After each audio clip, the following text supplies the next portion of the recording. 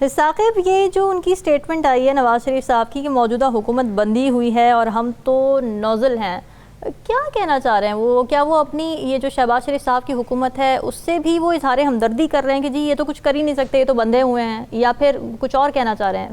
میرا خیال ہے اس جو سٹیٹمنٹس آئی ہیں اور جو ان کی خاموشی ہے یا جو ان کی قریبی جو لوگ ہیں ان کی جانب سے جو بیانات آ رہے ہیں، اس کو سمجھنے کے لیے ہمیں تھوڑا سا ماضی میں جانا پڑے گا۔ یہ جب نواز شریف صاحب جو ہے وہ 2023 میں واپسی کی تیاری کر رہے تھے تو شاید آپ کو یاد ہوگا کہ 19 یا 20 سپٹمبر تھا، انہوں نے ایک سٹیٹمنٹ دیا تھا کہ جب ہم واپس آئیں گے یا حکومت میں آئیں گے تو احتساب ہوگا، اور احتساب ان لوگوں کا بھی ہوگا، وہ طاقتور لوگوں کا جو 2017 اور 18 میں جنہوں نے ہمیں باہر نکالا اور انہوں نے باقاعدہ نام لیے۔ جی بالکل بالکل، وہ جو 19 سپٹمبر تھا اس سے پہلے ہی تقریباً 2-4 روز پہلے ہی شریف فیملی وہاں سے آئی تھی لنڈن سے واپس۔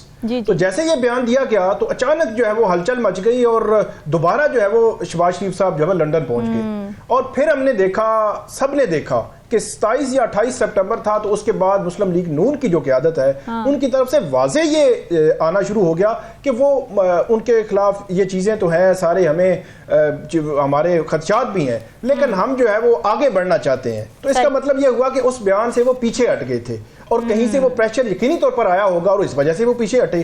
وہ واپس آئے، ان کو لنڈن سے لے کر یہاں تک کیسز ختم ہونے تک، ڈسکوالیفیکیشن فار لائف ختم ہونے تک مکمل جو ہے وہ پروٹوکول ملا، یہ ایک ایڈمیٹڈ فیکٹ ہے۔ اس کے بعد وہ کمپین میں جب انہوں نے جانا تھا تو جس نگران وزیر اعلیٰ کے حوالے سے جو وزیر داخلہ ہے ان کے حوالے سے جو آپ جو بات کرتے ہیں ان کے پولیٹیکل جو ہے لیڈرز وہی نگران وزیر اعلیٰ تھے، تو اس وقت پنجاب میں مکمل طور پر جو نون لیگ تھی اس کو کھلا گراؤنڈ تھا، اس کے لیے کھلا میدان تھا ان کو، اور انہوں نے کمپین کے لیے آپ آئیں، کمپین کریں اور ساری چیزیں کریں۔ لیکن وہ ایک بات تھی کہ شاید جو وہ ایک چل رہا تھا کہ مطلب اصلی گل ہو گئی، تو وہ ایک پرسیپشن ایسی بنی کہ شاید لیکن نواز شریف صاحب تو کہہ رہے ہیں کہ مجھے یہ بتا دیا گیا تھا کہ آپ نے وزیر اعظم نہیں بننا، تو یہاں سے تو یہ پتہ چلتا ہے کہ وہ اس لیے کیمپین نہیں چلا رہے تھے کہ ان کو پہلے سے پتا تھا وہ کہہ رہے ہیں نہیں، یہ بات مسئلہ یہ ہے کہ یہ بات وہ آج کہہ رہے ہیں، یہ بات کبھی بھی پہلے نہیں کہی۔ وہ کمپین بھی ہو رہی تھی، ساری چیزیں جو ہے وہ آگے بڑی اسی طرح بڑھ رہی تھیں، وہ ایک پرسپشن بھی گراؤنڈ پہ جو ہے وہ دی گئی کہ اب جو ہے وہ نیکسٹ گورنمنٹ آ رہی ہے اور میاں صاحب جو ہے وزیر اعظم بن رہے ہیں۔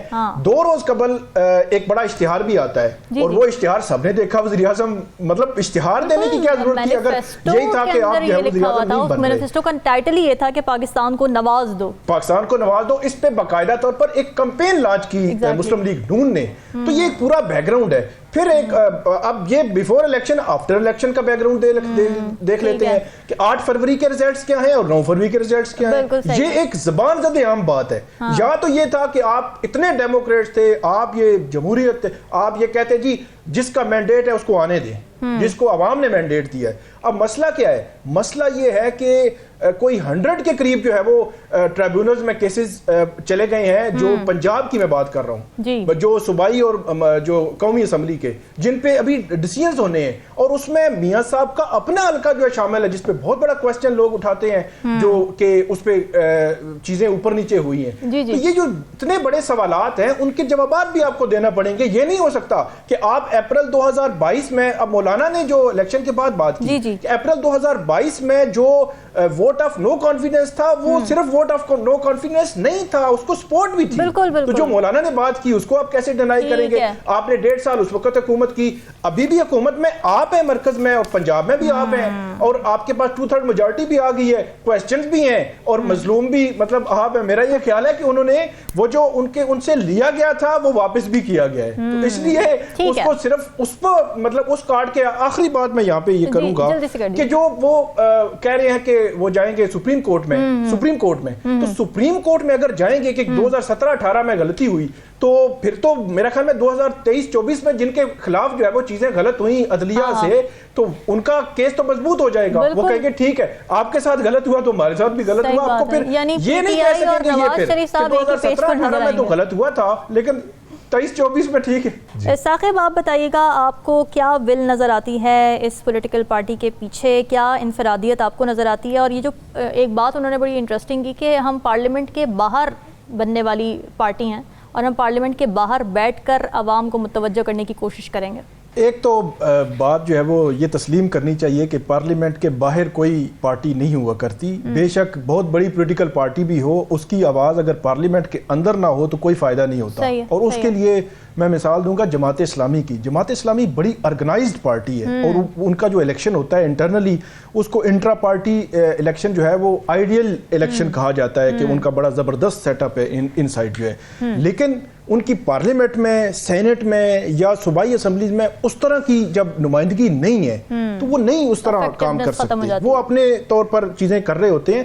یہ جو بات ہے اس کو ماننے کے لیے میں تیار ہی نہیں ہوں. اب 3 لوگ ہیں, تینوں کا جو ہے وہ ہم تھوڑا سا تجزیہ کر لیتے ہیں. شاہد خاقان عباسی صاحب کا تو چلیں ایک بیک گراؤنڈ ہے, وہ الیکشن جیتے رہے ہیں اور وہ مسلم لیگ نون کے پلیٹ فارم سے الیکشن جیتے رہے ہیں. یہ ہمیں نہیں بھولنا چاہیے. وہ جب آزاد لڑیں گے, جیتیں گے, تو پھر ہم دیکھیں گے کہ کیا پوزیشن ہے ان کی انڈیویجول حیثیت میں.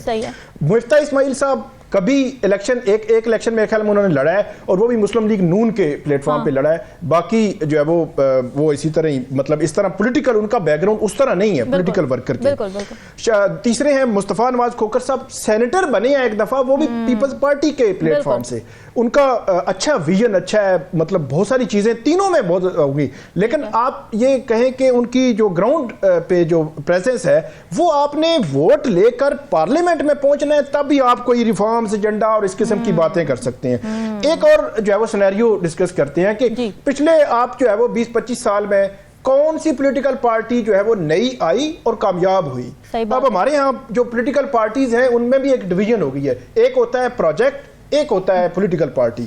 تو پروجیکٹس کو تو پھر تو پروجیکٹ کوئی اور ہی چلاتا ہے, جس کا پروجیکٹ ہوتا ہے وہ چلاتا ہے, لوگ جو ہے نظر آ رہے ہوتے ہیں. جو پولیٹیکل پارٹی کی میں بات کر رہا ہوں, کوئی ایک نام جو ہے وہ ہم لے لیتے ہیں کہ کون سا نام ہے. کاف لیگ نون لیگ سے نکلی, وہ مشرف جو ہے وہ انہوں نے الگ کیا. اب کاف لیگ کی حیثیت کیا ہے, وہ کیا اگر چاہیں کہ ہم جو ہے وہ ایک منشور ہم جو ہے وہ اس پہ امپلیمنٹ کریں گے, کوئی ریفارمز کا ایجنڈا, اس طرح کی چیزیں کچھ بھی نہیں ہے. وہ تو ایک اپنا ایک ایسا بقدر جسہ نکال کے وہ اپنا ہر حکومت میں ہوتے ہیں. اس کے علاوہ آپ ابھی ریسنٹ پاسٹ کی بات کر لیں, چودھری نثار علی خان بڑا نام تھا, وہ الیکشن جیت چکے ہیں, ایک الیکشن نہیں جیتے نون لیگ کے الگ ہوتے ہوئے.